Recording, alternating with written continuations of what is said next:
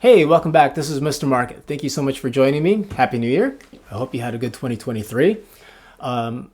Speaking of 2023, we'll be talking a bit about our portfolio, how our portfolio did over the past year in 2023, and what we did wrong, what we did right, and what we can do better. So this is going to be a retrospective on 2023.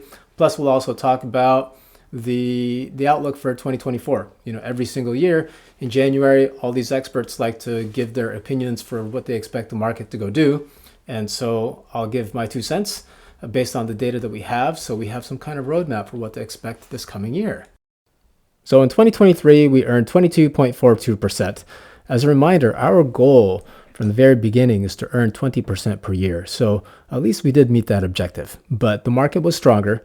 It had rallied furiously in November and December to end up 26.22%. So we did underperform. That part I'm a little bit disappointed about. But if we take a look at the longer term perspective, our approach continues to beat the market. Since trading on the pendulum algorithm signals in July of 2022, we have outperformed the market significantly, being up 42.15%, while the market is only at 29.04%. Now, I also added in the hedge fund equity index returns, so you can get an idea for what other hedge funds have done. Since we are running this portfolio like a hedge fund, it's important to see how others in our peer group are doing. And through the end of November, it was only up 8.93% since we started trading our strategy. Their indexes come out monthly and on a lag basis, so it'll come out sometime in the middle of January. But in either case, we're pretty much destroying that index, and so we are doing pretty well still. It's also important to note that we earned these returns taking on risk far lower than the markets. Our daily standard deviation was only 0.5%, while the market's was 1.06%. In addition, our maximum drawdown was only 4.41%, while the market's was down 16.68%. And our Sharpe ratio was over 3 times the market's at 2.32, while the market's was 0.77, and our beta was 0.27. So overall, we have done very well, beating the market at far lower risk levels. So when I analyzed all my trades for 2023, basically the takeaway was that selling calls was a loser's game. Of course, when you have a strong year, when the market goes up 26%, selling calls is going to be an unprofitable approach. If we had been doing this in 2022, when the market was going down, it would have been a massively profitable approach. But the lesson here is that if the market is going up, you should not be selling calls. And if the market is going down, then you should be selling calls. Again, the overall theme is we should be trading in the direction of the trend. And so what I plan on doing for 2024 is that I will not be applying these hedges that I have constantly been doing in 2023. I will only apply hedges once the uptrend breaks, and that's when I'll be selling my calls. And for the other trades that I did in 2023, I realized that over 90% of them were profitable for these call sales. But like, for example, we had 33 winning trades for selling single company stock options, and 3 of them were losers. But the losses from the 3 completely wiped out all the gains from the other 33 profitable trades. And so I want to avoid, these massive outlier events. And the only way you can do that is if you trade the indexes. So going into 2024, I'll only be sticking to stock indexes when I'm selling calls. That will make my portfolio returns a little bit more stable. And my goal here is to aim for 20% per year. And if I can avoid those big losses, I'll have a smoother ride on the way there. So I wanted to talk a little bit about what happened in November and why it was so important. When we had a very oversold condition reverse into a very overbought condition, that is called a Zweig breadth thrust. It was created by a really smart guy named Marty Zweig. He's the guy who created the phrase "Don't fight the Fed." And he had analyzed the market and realized whenever we have these significantly oversold conditions switch over into significantly overbought conditions within a period of 10 days, it creates such significant momentum that it has always created a positive return over the following 12 months. This is a very rare it's a very rare signal. It has only happened, I believe, 18 times since World War II. We had two in 2023, and the most recent one was on November 3rd. And on average, these things return about 22% over the course of the next 12 months. And as we saw here, we had that powerful thrust carry all the way till the end of the year. And I was even thinking of making an episode called Fast and the Furious 23 FOMO Drift because of the significance of this event, but I never got around to it, and basically the market just continues to drift higher and higher. So where do we stand now? Well, we've had this pretty good run that finally ended on December 29th, and it has been in a downtrend ever since that uptrend broke. And we are currently waiting for the market to go find some sort of bottom. This is one indicator that I like to use to help spot potential tops and bottoms.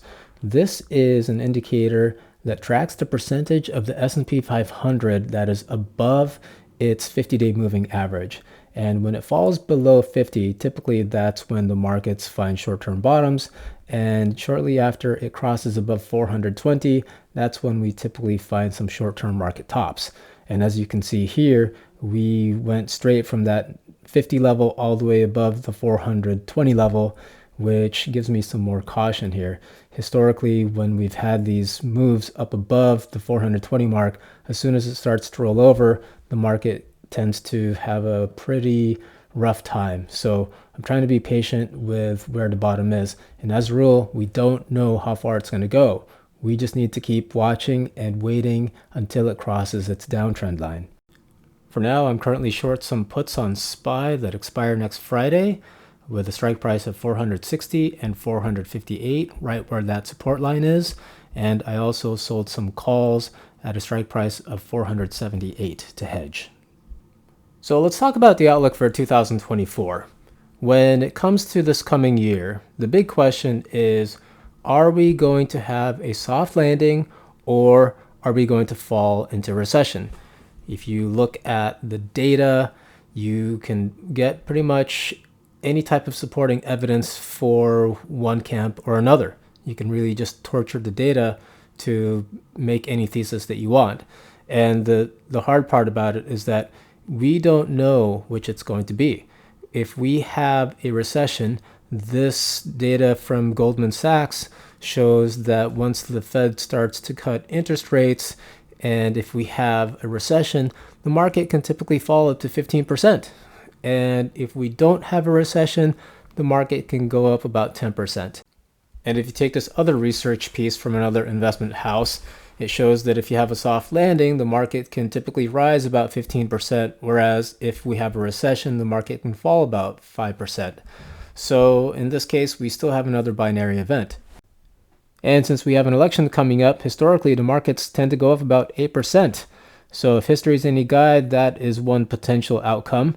We also know that with elections comes a lot of uncertainty. So typically the markets will weaken leading up to an election, and good or bad, no matter what the outcome is, once the market knows what to expect, it tends to go up right after the election.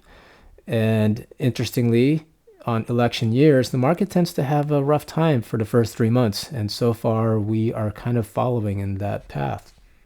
This next chart is one of the more important economic indicators to pay attention to, in my opinion.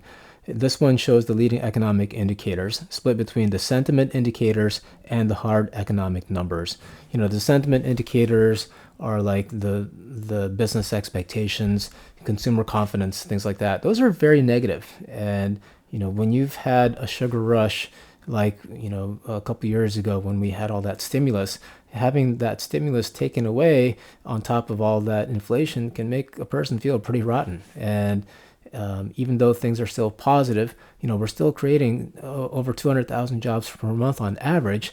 The economy is still growing, but you have that negative sentiment being offset by the positive hard numbers, and you get a divergence in the charts like this. In my opinion, as long as we are continuing to create jobs, that's really the most important economic indicator of all. We only really fall into a recession once we lose jobs, and the numbers are still positive. So I'm of the opinion that even though sentiment can stay negative, even though the indicators are pointing to a negative number, we will still continue to grow, maybe in a choppy fashion. But I think the argument for a soft landing is a little bit stronger, even though I was originally of the belief that we would fall into a recession. Now, here's the part where it gets tricky. We know that monetary policy tends to have a time lag of about 12 to 24 months. So let's just say for an average, it takes about 18 months for the full effect of monetary policy tightening to fully hit the economy.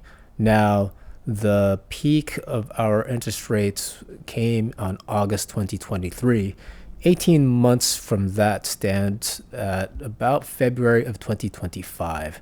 So going forward, all these sharp interest rate increases apparently still haven't been fully felt by the economy. And if that is the case, then 2024 and 2025 could show a greater slowdown than what we've seen.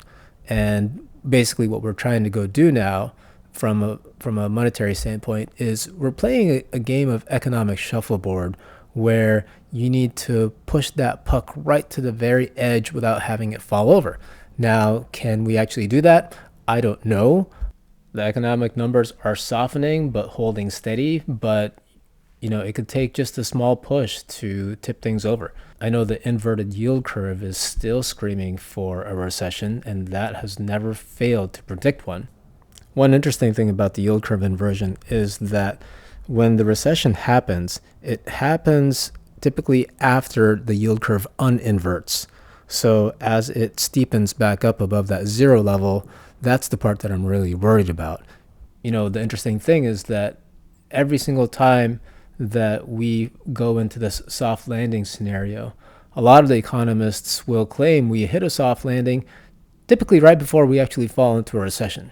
And we don't really know if this is going to be the case or if it's going to be like the situation during the Alan Greenspan years in the 90s where he could actually pull it off. In my opinion, what we're going to have is one of two choices. We can either have a recession if we don't cut interest rates, or we're going to have inflation if we do cut interest rates. It's two very poor choices either way. The Fed has said in the past that they don't want to be cutting interest rates for fear of having inflation kick in again like it did in the 70s and 80s. So that kind of puts them in a hole. But the Federal Reserve, the voting members have penciled in the expectation that they would drop interest rates by about 0.75% by the end of 2024. Since inflation is running down, they can also lower the rate of interest in order to keep the real rate of interest constant. One thing that bothers me is that the market is expecting a very aggressive path of rate cuts for 2024. Currently, the market expects the Fed to drop interest rates by 1.5% over the course of this year, which in my opinion would mean some kind of economic disaster, because if the Fed is going to be cutting rates that rapidly, that means the economy has fallen off a cliff and it needs significant support in order to stabilize itself. So if we don't get the 150 basis point cut that the market is expecting, and we only get the 75 basis point cut that the Fed is expecting, then that 0.75% difference is going to be a source of potential downside for the market. I've noticed that typically for every 0.25% of interest rate cuts, the market tends to advance by about 2%. So we have the potential for about a 6% downside risk from the market coming to the reality that the Federal Reserve is outlining. And if we do get the 150 basis point cut, then that probably means we've fallen into a recession, which means that the market will have probably fallen by about 15%. So what does this mean for the market? Well, ultimately, it's going to affect its PE ratio, how much the market is willing to pay for the same dollar of earnings. If you take a look at how the market has behaved over the past few years, it's really the expansion or contraction of the PE multiple that affects returns, not so much the earnings. So will we be able to avoid a recession? If so, then the PE multiple will continue to expand. And if we fall into a recession, the PE multiple will contract. And how it unfolds is anybody's guess. My best guess is that we do avoid a recession, at least for the first half of the year. The numbers suggest that there's still enough spending power by the US consumer to keep it going. And since consumption makes up 2/3 of GDP, once this excess savings does run out, that's when I expect the consumers to pull back a little bit more and start affecting the GDP numbers, and that could potentially tip us into a recession. Even if we do get a recession, it's important to remember that markets tend to bottom about 6 months before the end of a recession. So if we get a mild one, it's very possible that the market could begin its rebound even before the end of the year. So my best guess is that we get single-digit positive returns for the market this year. So that's all I've got for this week. Thank you so much for joining me. And if you haven't yet, please click like and subscribe, so then you'll know when my next videos drop. You can find me on the web at mistermarket.us or mistermarket.us. Also, you can send me an email at mistermarket247@gmail.com. Thanks again for joining me, and I will see you next time.